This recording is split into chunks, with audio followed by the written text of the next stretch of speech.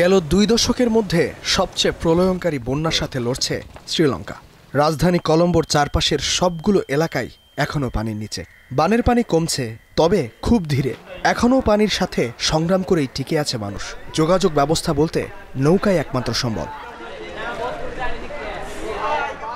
28 November থেকে শুরু হওয়া এই বন্যায় মারা গেছে 355 জন। নিহতদের বেশিরভাগেরই মৃত্যু হয়েছে পাহাড়ি এলাকায় ভূমিধসে।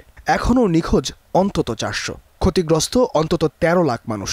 ধসে পড়েছে 20,000-এরও বেশি বাড়িঘর। এই পরিস্থিতিকে শ্রীলঙ্কার ইতিহাসে সবচেয়ে বড় দুর্যোগ বলে আখ্যায়িত করেছেন প্রেসিডেন্ট আনুরা কুমার দিসানায়কে। শ্রীলঙ্কার এই বন্যার একটি বিশেষত্ব আছে।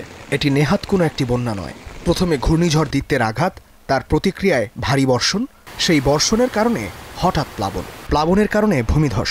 অর্থাৎ একসঙ্গে অনেকগুলো ধারাবাহিক দুর্যোগ যেন হাত ধরাধরি করে আছড়ে পড়েছে দ্বীপরাষ্ট্রের ভূখণ্ডে, যাকে জলবায়ু পরিবর্তনের প্রভাব বলেই ব্যাখ্যা করেছেন ফ্রান্সের জলবায়ু বিশেষজ্ঞ ডেভিদে ফারান্দা।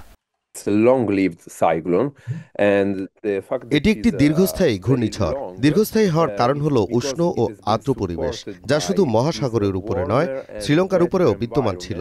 এই ধরনের ঝড় যখন ভূমিতে আঘাত হানে, তখন সকেটে শক্তি হারায় এবং নিঃশেষ হয়ে যায়। কিন্তু এই ঝড়ের ক্ষেত্রে ঝড়টির কাছে যথেষ্ট শক্তি ছিল, পর্যাপ্ত উষ্ণ ও আর্দ্র পরিবেশ ছিল, যার ফলে এটি শ্রীলঙ্কার উপরেও তার বিকাশ অব্যাহত রাখতে পেরেছে, যা আরও বেশি বৃষ্টি সৃষ্টি করেছে।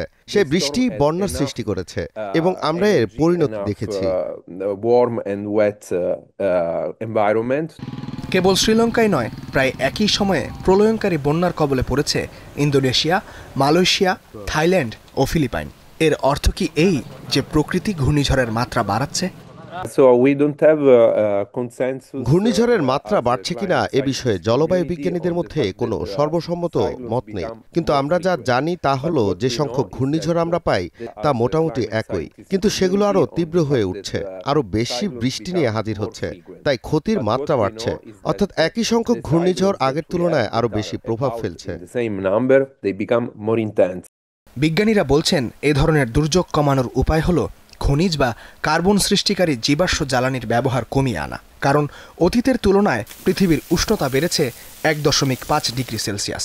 প্রকৃতি বিনাশী উন্নয়ন ও বেশি কার্বন নিঃসরণের কারণে উত্তপ্ত হচ্ছে পৃথিবী। ইস্তেহাদুল মাহমুদ, স্টার নিউজ।